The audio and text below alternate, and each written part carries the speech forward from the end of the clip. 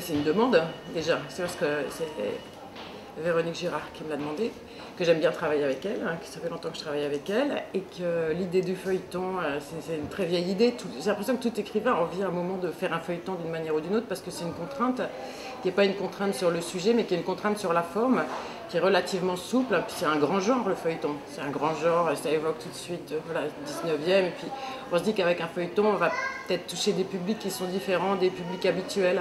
C'est des publics peut-être plus larges, plus populaires. Enfin, ça, c'est un type de lecture un petit peu différent. Donc voilà, c'est tentant.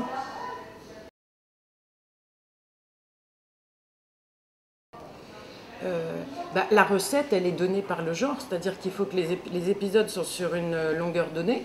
Donc déjà, il faut qu'il se passe quelque chose. Donc moi, on m'avait dit précisément 4000 signes. Donc il faut qu'il se passe quelque chose dans ce petit espace de texte qu'on a donné. Et il faut qu'on s'arrête sur un suspense relatif, qu'on ait envie d'aller voir la suite. C'est-à-dire qu'il n'ait pas un très grand sens du suspense en général. Je ne suis pas le génie de l'intrigue. J'étais obligée de trouver une seule vraie histoire qui structure tout et où on puisse rebondir d'un épisode sur l'autre, hein, ce qui n'est pas, encore une fois, ce qui n'est pas mon naturel. Hein. Et c'était très amusant à faire. Donc je ne dis pas que c'est absolument haletant, mais enfin bon, j'espère qu'on a envie de passer d'un chapitre à l'autre. Donc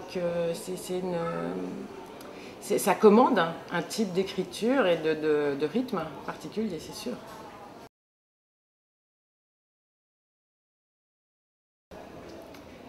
Alors le problème de l'inspiration, c'est que quand c'est fini, on ne sait pas très bien forcément d'où elle vient. J'ai essayé plusieurs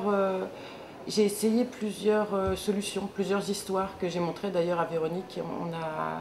Elle m'a dit celle qu'elle préférait. En général, moi, je ne pars pas tellement d'une histoire que de personnages. C'est-à-dire que quand j'ai des caractères qui sont dans une situation donnée, à un moment, je vois bien s'ils marchent bien entre eux et ce qui se passe entre eux à l'instant T, où je suis en train de les écrire, si ça va générer suffisamment de possibilités. Et donc là, j'avais essayé plusieurs solutions avec différents types d'héroïnes de 13 ans, puisque bon, c'est quand même... Voilà, si c'était un roman pour adolescents, pour moi c'était ça, c'est une fille de 13 ans. Et à un moment, j'ai trouvé cette fille que j'ai baptisée Adèle, qui est avec sa tante, qui décide de l'emmener dans un grand magasin pour lui offrir du maquillage, pour la faire se maquiller. Et la dite Adèle, qui n'est pas, a priori, ce qu'on appelle très féminine, se demande ce que ça va donner. Et c'était une situation assez burlesque, qui permettait d'entraîner un tas de choses derrière elle.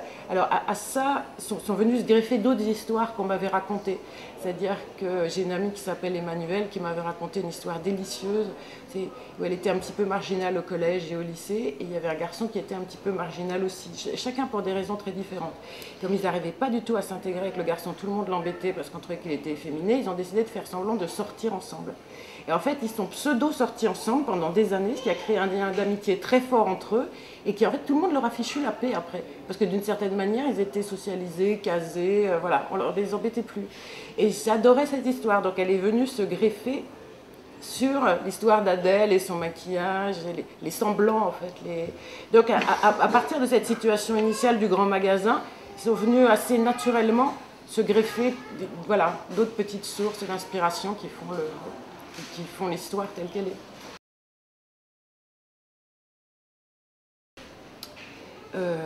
Alors pas encore parce que j'ai un vieux téléphone.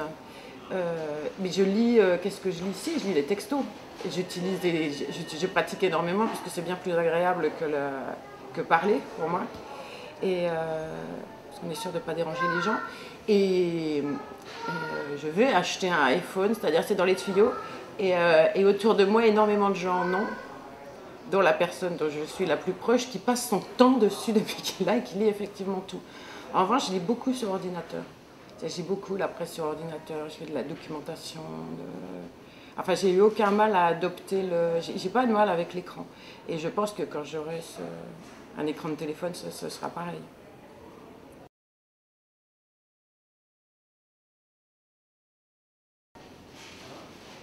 Je serais curieuse de le savoir. Je serais très curieuse. Mais pourquoi pas? Parce que, et pour un tas de raisons qui sont des raisons qui ne sont pas forcément des raisons dites nobles. Par exemple, il peut y avoir l'effet de mode, l'effet amusant. Il y a un tas de choses qu'on fait avec les écrans qu'on ne faisait pas forcément avant, un tas de choses sur lesquelles on s'informe ou qu'on va chercher, qui sont amenées aussi par les possibilités de l'outil. Donc il est très probable que cet outil-là crée, parce qu'il est, des pratiques qui rejoignent d'anciennes pratiques comme la lecture. Ça, je veux bien le... Maintenant, oui, ça m'amuserait qu'on lise ça sur un écran de téléphone. C'est très agréable comme idée au départ d'être justement dans ce que la technique invente de nouveau, de voir comment l'outil va s'adapter, comment on va les mélanger, comment on va vivre avec. Donc y participer, c'est agréable. Maintenant, je me demande combien d'ados ont des portables sur lesquels ils peuvent lire. Mais j'ai demandé à mon fils qui a 13 ans, il m'a dit d'un air définitif que tout le monde en avait. Tout le monde où, s'il te plaît. Mais effectivement, il y a pas mal de toute façon, ça se démocratise à toute vitesse, ces outils-là.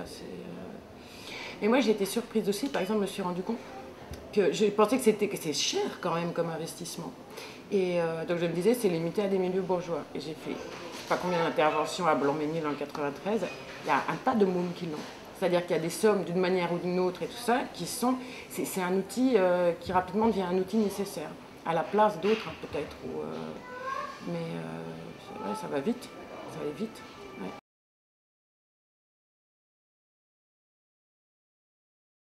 Non, parce que vous écrivez un roman feuilleton, ou un roman, ou un récit, ou de la poésie, ou du théâtre, ou un article, où il y a à écrire. Donc, puis en plus, ça ressemble au livre parce que c'est aussi de la fiction. C'est de la fiction. Pour moi, je ne change rien à mon petit bazar habituel. Je prends une héroïne qui ressemble aux héroïnes que j'ai créées par ailleurs. Voilà, donc je continue cette activité-là, mais d'une manière... Est-ce que c'est même vraiment différent? J'en sais rien. C'est sûr, des feuilletons sur papier, il y en a eu beaucoup. Donc là, il est sur un écran, ça ne change pas grand-chose. Hein, puisqu'il pourrait être dans un journal. Enfin, journal, je veux dire journal papier. Il n'y a pas de différence.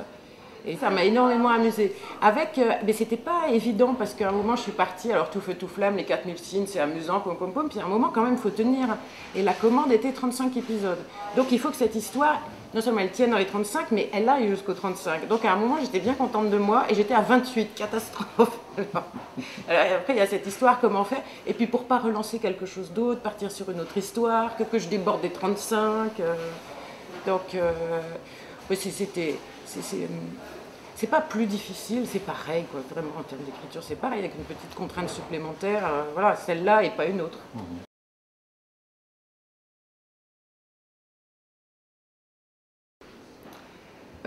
Non, certainement pas, parce que j'ai d'autres... Il y a des gens qui ont une façon d'écrire, qui réitèrent sur un mode, je sais pas comment dire, artiste, voilà. Moi j'écris pas comme ça. Moi j'écris aussi d'une manière curieuse, j'adore découvrir des choses, j'ai travaillé pour différents types de lecture, hein, disons.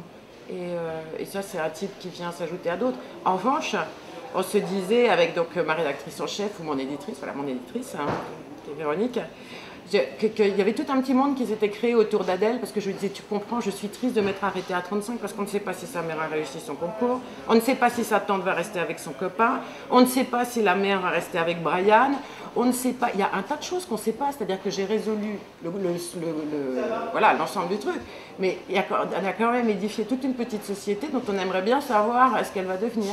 Donc j'ai dit, si ça marche, je fais la suite, dans l'esprit des séries. Exactement, dans l'esprit. Ben voilà, on fera une autre saison, qui sera peut-être meilleure. Ou pire, ça dépend, il y a ce phénomène avec les séries.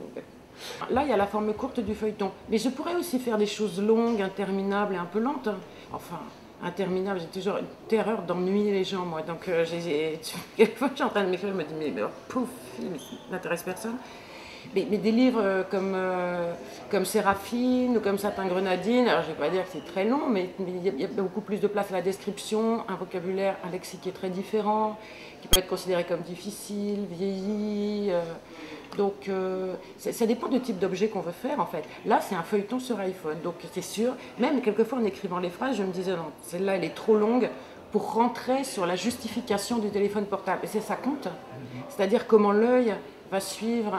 Et il faut s'habituer pour un écrivain, enfin quand ça commence, il y a une espèce de difficulté. Moi j'ai pas envie que ce soit difficile, c'est pas fait pour être difficile ce genre de choses. Donc à ce moment-là, faire une phrase plus courte, être sûr qu'on comprenne bien, qu'on n'ait pas besoin d'y revenir, parce qu'avec le sentiment de l'écran, on n'a peut-être pas envie de remonter 3 lignes avant pour voir ce qui se passe. Donc oui, en ce sens-là, il y a un impératif de lisibilité, mais qui ne va pas s'appliquer à tout ce que je fais par ailleurs. Peut-être que pour me venger, Je peux écrire à côté un machin, voilà, interminable, une bonbonnière, avec des virgules dans tous les sens, et voilà, et des adjectifs, en cascade. Ça, il peut le faire aussi. Merci. Mais je t'en prie, ça allait. C'était parfait. Je parle comme une mitraillette. Hein.